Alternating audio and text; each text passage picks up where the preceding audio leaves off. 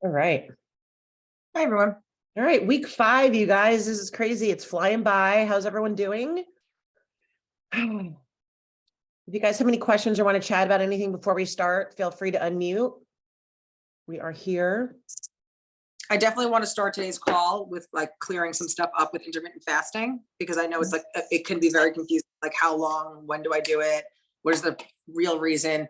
So again, intermittent fasting can be done on your own time. It can be your own window. It can be every day. It could be every other day. It could be Monday, Tuesday to restart from your weekend. It could be on your weekends because you're going out at night and you want to leave some room. It could be to help undo a cheat the next day on a weekend. An unexpected Tuesday night you went out.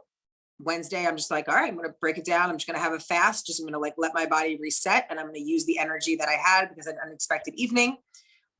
Sometimes life just gets, new things are just thrown at you. So, fasting is a great tool to control insulin, which in return controls how your body uses energy.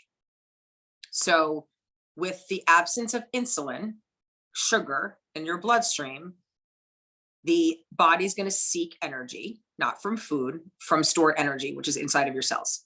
So that's what happens. Your body is going to find the energy. So without your food readily available from the meal prior or the night before, your body's going to start to tap in, and it's like a metabolic switch. So your body's going to start to tap into fat as a source of fuel rather than food and carbohydrate as a source of fuel. The first thing your body's going to use, because it's easier, is the carbohydrate, right? We talked about this in week 1, like the flint to your fire. Your good fat is the log and the flint is the carbohydrate.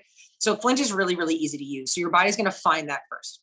So when that's not there, your body's going to be like, okay, well, I got to go find something else. So that something else would be fat, right? You can only create energy from 2 things, carbohydrate and fat. And carbohydrate comes in, there's fiber, sugar, starch, there's all those pieces that are inside of the carbohydrate.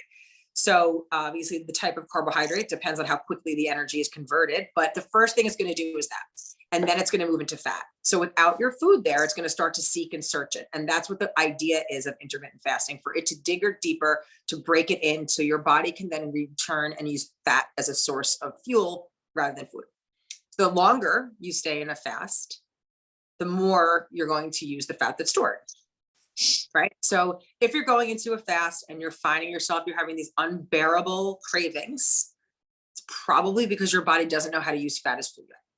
Like if you're having like these crazy sugar cravings, or, oh my God, like basically your brain is like, where's my glucose? Where's my glucose? I'm used to glucose. So your brain is sending this message to your gut to tell you, like, you got to give me glucose. If you can sit through it, your body will ultimately then create energy from fat. And when your body's creating energy from fat, you're creating something called ketones, the ketogenic diet, right? That's all that is that your body is consistently using fat as a source of fuel. We are not pushing a keto diet by any means. We want you to be able to metabolically flex between carbohydrate and fat as fuel. When you can do that, that's balance. So with week 1, you're teaching your body to do that. With consistently keeping your carbohydrate low, or using the right complex carbohydrate and using good fat in your diet, you're teaching your body to do that. By adding high fiber so that your insulin levels stay low, teaching your body to not use carbohydrate as its sole source of energy, you're learning to do that. And then intermittent fasting would be that final tool that you could put together that will allow your body to use fat as a source of fuel. So that's all we're doing. That's why we start with good fat. That's why we talk about fiber. And that's why we practice it with the good carbohydrates. And then we talk about intermittent fasting, because now you're ready. Because if you just start intermittent fasting in week 1, you would get sick. You wouldn't know how to do it. Your body would have no idea what's going on. You wouldn't be able to convert fat as energy coming off of living up here where carbohydrate was your sole or main source of energy. So that's why we take this down and why we talk about it in week 4.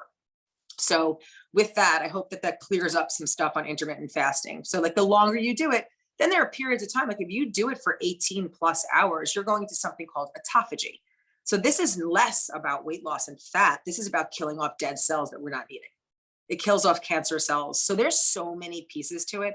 And the reason you will never hear anybody push back on intermittent fasting be a bad thing, because if you think back in time, every single religion does it. Right? So it's really an amazing thing. Like I've never heard anyone poo-poo intermittent fasting.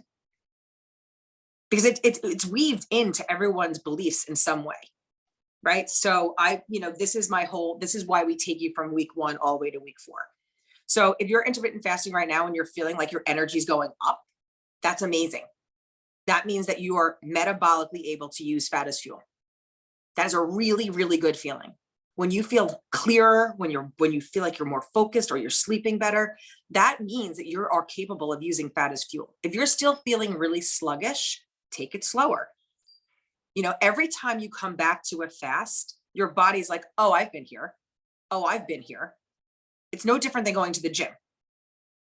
Like the first time you do it, it might be really, really hard and you're really sore the next day. But if you just keep doing it, it's a muscle. You have to train yourself to do it. I would never suggest anyone that's never fasted to start off with a 20-hour fast, ever. I would say 14 hours, then push to 15, then push to 16, maybe 16 is your limit. But if you're looking for some different kinds of gains, like ask on the Facebook board, like, all right, I'm kind of interested in 20 hours. What does that do? How often do I do that? Not every day. Maybe you do that once a week. Maybe you do it once every other week. That would not be something that I would do every single day. And again, the caveat on that is you have, under doctor's care, or if you have any sort of disordered eating, I would, reach out and we'll talk about that. So we want to also talk about this week, we're going to talk about like gut health and digestion. So we can truly put the whole thing together so that you guys can really understand what happens when we digest our food, right? So gut health is a huge part of it, a major, major part of it, because it is our first line of defense. And if our gut is off, then nothing else is going to be working right. Inflammation's there. And with inflammation, that means your cells are not speaking correctly. No matter what you do with inflammation in your body, you're not going to be able to get the results you want, right? So apple cider vinegar, which we've talked about since day 1, hydration, your morning routine, right? These are all things that help keep your inflammation down. Clean food, not having any fake chemicals in your body, right? Those things cause inflammation. So at this point, you guys should be feeling pretty good. We're in week 5 at this point. We started week 5. So if you've been consistent, you should probably be feeling pretty good. So Laura, if you want to pull up one of the slides, maybe the big body one. So I can just show you what happens when we digest, like the purpose. I'm having trouble downloading it, so I'm just going to pull up the photo and then make the photo big. I don't know why it's not downloading. That's fine. So when we digest, right, like think about when you see something on your plate, right, and all of a sudden you start to salivate, like, or you smell fried chicken. I'm going to use the word fried chicken because no one doesn't like the smell of. Let's do baking bread, okay? So all of a sudden you smell that bread and like you start to salivate, right? Like that's the first thing that's happening.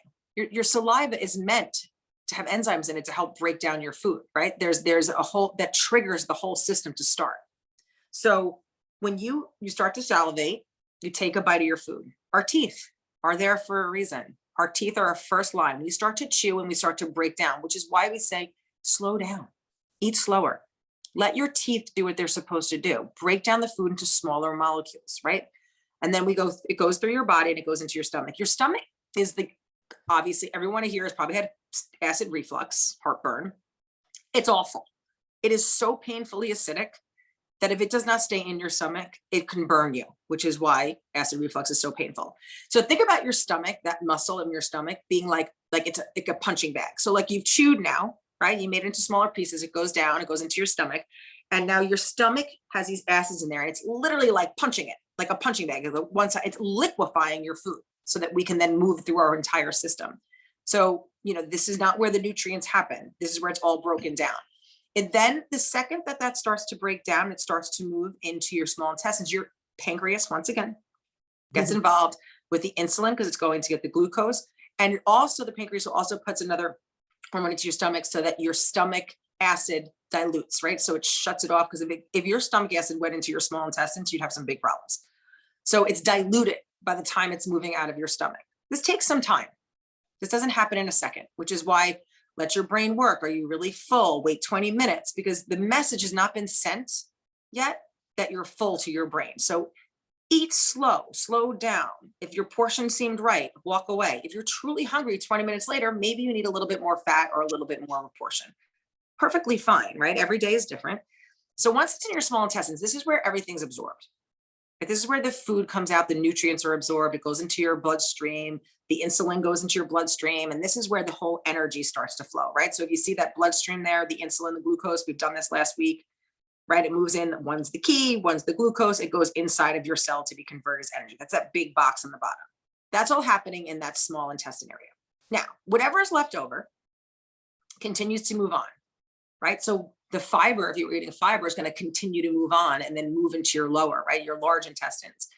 That's your microbiome. That's your happy space. That's where the good bacteria lives. That's what we want to feed. That's the stuff. That's the gold that we want to feed. Apple cider vinegar. Fasting is a huge tool to bring your bad bacteria down and your good bacteria up. So if you could switch to the next picture, Laura. Yep. Hold on. Yep. So this was the intermittent fasting part, right? The feeding and the fasting. Sorry. So if you look at this, right, when you're feeding, your carbohydrate, your protein oxidation decreases fat, right? So if we're eating and the carbohydrates going up, we're not using fat as fuel, correct? When you're in a fasting state, you're increasing that fat oxidation. That's what we're trying to do in the intermittent fasting. I wanted to show you the slide last week, but so to understand, you look at a little diagram on the bottom, you know, the feed is the top. And I'm not saying we want those peaks to be super, super high. And we want to feed ourselves, but we need to feed ourselves with high protein, good fat, low carbohydrate in that first meal for sure, because we don't want a big jump and then a huge drop. And then that fasting period where you see it dip down, that's where we're using fat as our source of fuel. So I just wanted you to see that difference so you can understand the dip and the drop, the highs and the lows in that. So feeding is not a no-no.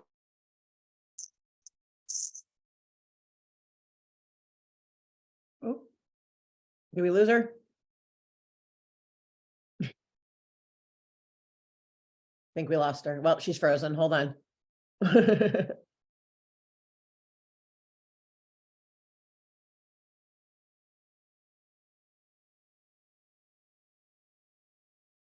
Hopefully she'll be back.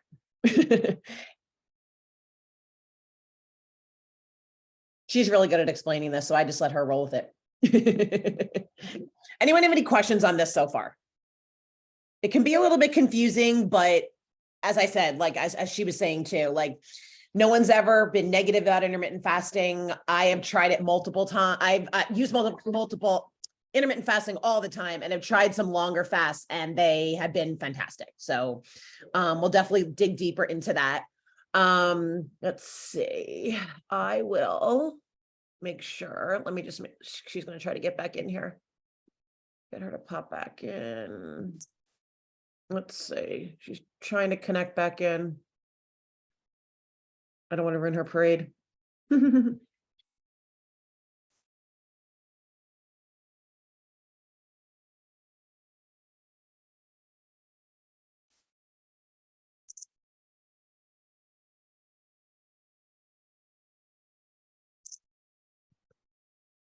Okay, she's coming back.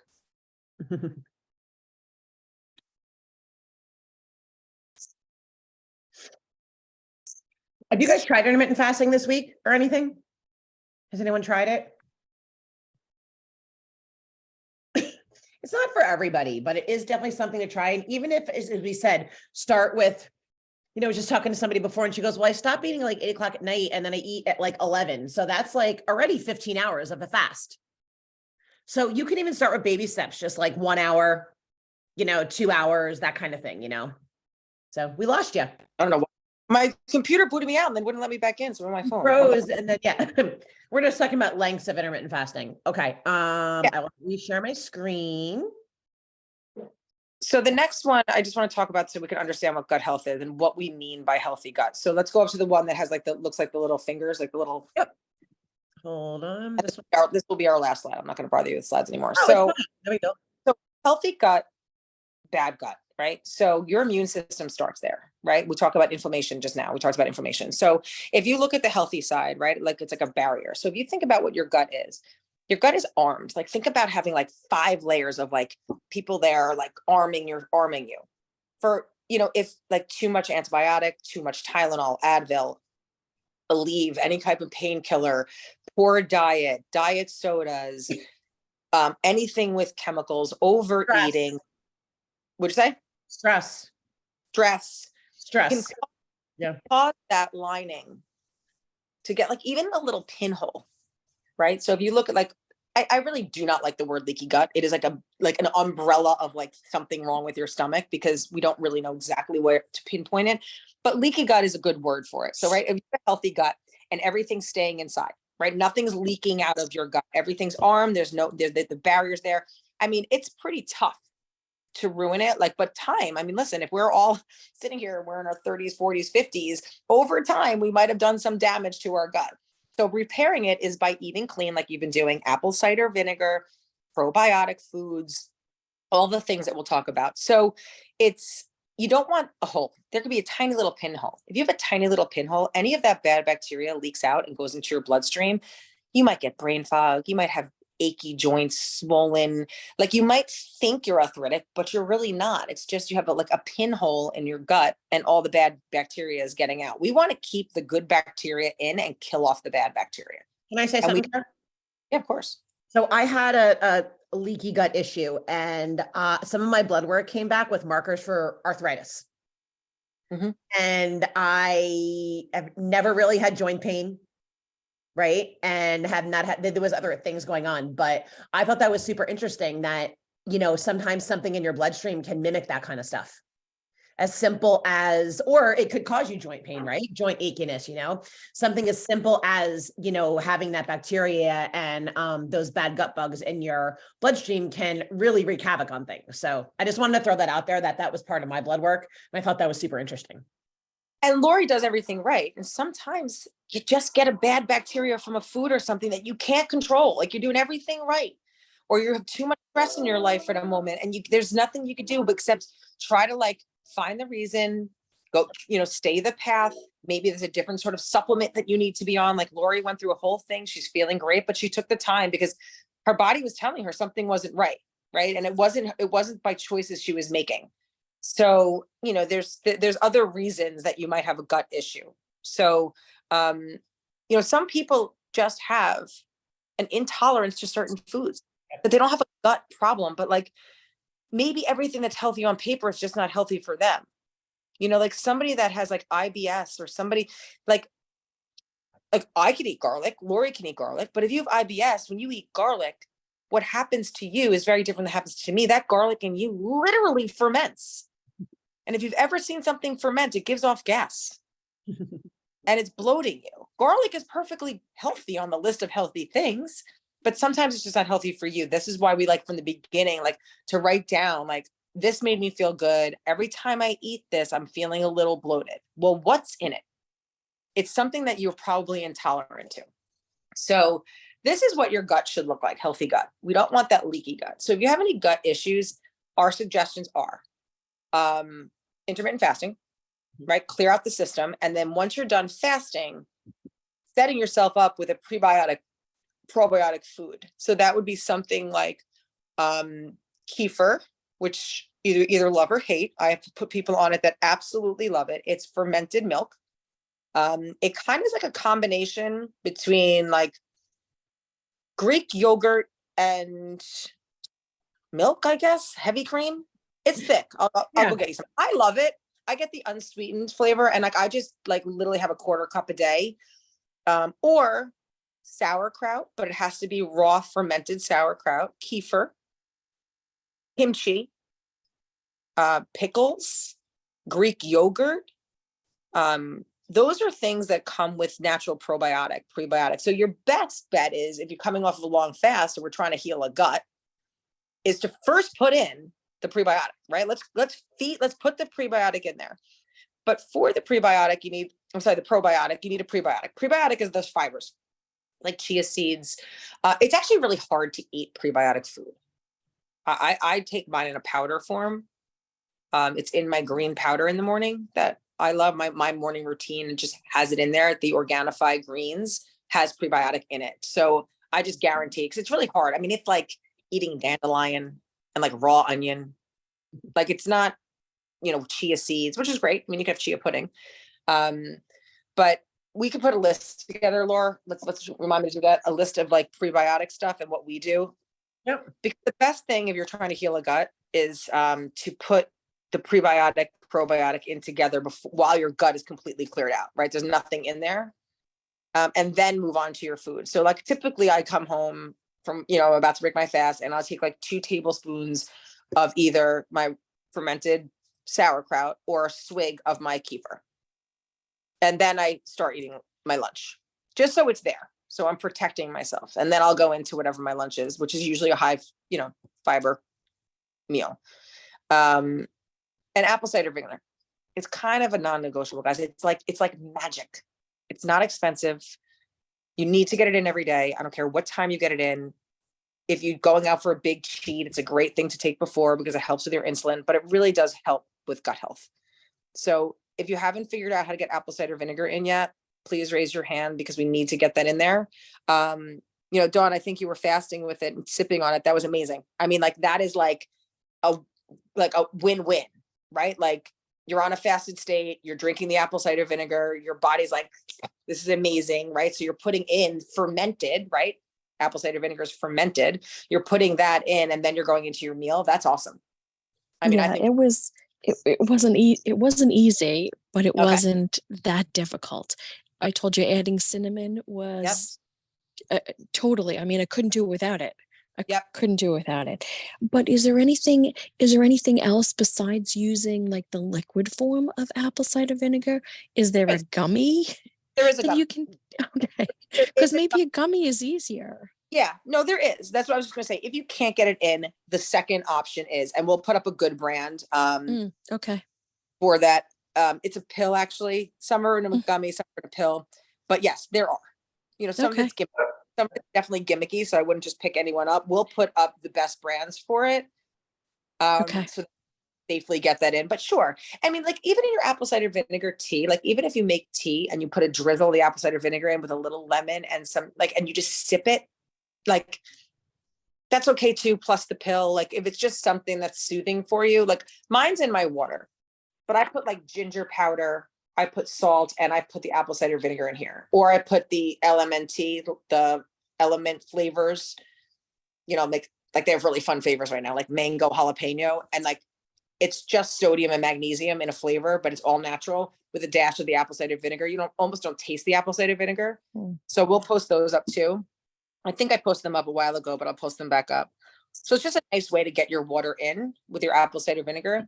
I have a client that does the Organifi greens with the chocolate collagen in the morning, and she puts a dash of the apple cider vinegar in there, and she just swigs it down. So she gets her apple cider vinegar in. So there's definitely tons of ways to try it. It's what works for you that's consistent. Because if you're going to do it every once in a while, that's not working. I'd rather have the pill or a gummy for you. So we'll put those up. But that's, I mean, an ideal way to like sit in your fast is with the apple cider vinegar. I think it's great if you could do it. It can be rough. I agree. It could definitely be rough. Anybody have any questions about like gut? I also think Karen didn't touch, but I think there's a lot of probiotic supplements out there. You'll see there are commercials, there are liquids, there are pills, refrigerated, not refrigerated, probiotics in bars these days, all that kind of stuff. Your best bet is to get your probiotics through food. Karen and I were at a conference a few months ago, and I think both of our eyes lit up when we were listening to this woman talk about probiotics and gut health. And there is, 40 billion, million, trillion, whatever it is, gut bugs and bacteria. And they are still discovering new ones in our bodies all the time. So not every probiotic is going to be in one pill. So if you're lacking a certain gut bug or you're lacking something that's not in that probiotic, that may not help you. So you're basically just taking a pill and wasting money. So your best bet is to eat a bunch of probiotic foods, all different kind of probiotic foods, and we'll get a list to you guys on those and just start incorporating them into your daily life. That is the most important thing. And like, if you think back to what we just talked about, right? From chewing to the acid in your stomach, through your small intestine, to get down safely with all of the bacteria that was in that tiny pill that went to your mouth, there's no guarantee that your stomach acid didn't destroy it. Right? With real natural food, your body's not going to destroy it. So that's why, like, synthetic things sometimes are not going to make it to where it's supposed to go. And again, if you have inflammation in your body, anytime you take something synthetic, it's not going to make it to where it's supposed to go. You're on mute, babe. I don't know how you muted yourself, but you're. Sorry. I was actually just telling Mike whatever he's making for lunch smells really good. Oh, that's really funny. But see, like it turns on your system, right? Now she's like, I'm a little hungry. Like it's literally think he's making eggs, but it like smells really good. Yeah, but like, it's amazing when you just think about like the system and what it's all doing. Yeah. So, this week, let's continue to work on intermittent fasting if that's what you're working on. Let's think about what we're breaking our fast with. And is it more leaning in the probiotic world? We'll put a list up. Once we're done here, I'll put a list up of probiotic rich foods that we'd love to. You pick one of them. You could pick all of them if you love something, but give it a shot, because you might be genuinely surprised that a quarter cup of kefir is like the magic pill for you that you just needed. Kombucha is also a good one. Just be careful with kombuchas. They're, super popular right now. So there's a lot of flavorings out there. And like we always say, the more fun flavors, the more there's probably more sugar and stuff in it. So just read the label. You're safe with like a ginger, a cayenne, a lemon, a hibiscus, that kind of thing, like natural things like that. There's so many out there now. So that's another good one. But yeah, you have to, again, and it's like, just like your food in the gym and everything else, it's finding what works for you and your system. Like I found when I stopped taking probiotic pills, and I'm not against probiotic pills, I'm really not, but finding the right one for you is like a needle in a haystack. So I just switched after our conference. We switched over and I did an experiment on myself, which Lori and I always do before we come to you with it. And I started doing kefir every single day. And I will tell you that and TMI, whatever, we're all here together. Like I went to the bathroom regularly every day. My bloat was gone. I was digesting better. Like I felt better. And the only thing that I did different was adding a little bit of kefir to my diet every day. It was just feeding my gut what I needed. Mm-hmm. And then it became part of my non-negotiable in my routine, whether it is kefir or it's sauerkraut. One of those happened in my day every single day. And I love sauerkraut. So like, even when I'm a little hungry, I'm like, oh, I have sauerkraut. So, and Trader Joe's sells one that's super cheap in the refrigerator, like up top, it's like $4.99 instead of $69.99 for a probiotic. And you're getting everything you need in it. If you like sauerkraut, and it comes with pickles in it. They have flavored sauerkrauts with like carrot in there. So, if you like sauerkraut, you could like add it to breakfast in your eggs. You could put it on top of beet one. What'd you say? Just want a beet one. Yeah, I've had that. It's delicious. I know which one you're talking about. It's delicious. I also just posted our Organifi link up in the chat. You guys get 20% off of everything for Organifi. So that's in the chat if you're interested in the green juice and the Harmony. And they have a great collagen. They also have a great magnesium. So we'll put all those images up. I'll do 2 different posts. We'll do one with probiotic, and one with like this Organifi stuff that this brand, guys, is just off the charts. I mean, I want everything that they have. I think I'll be glowing.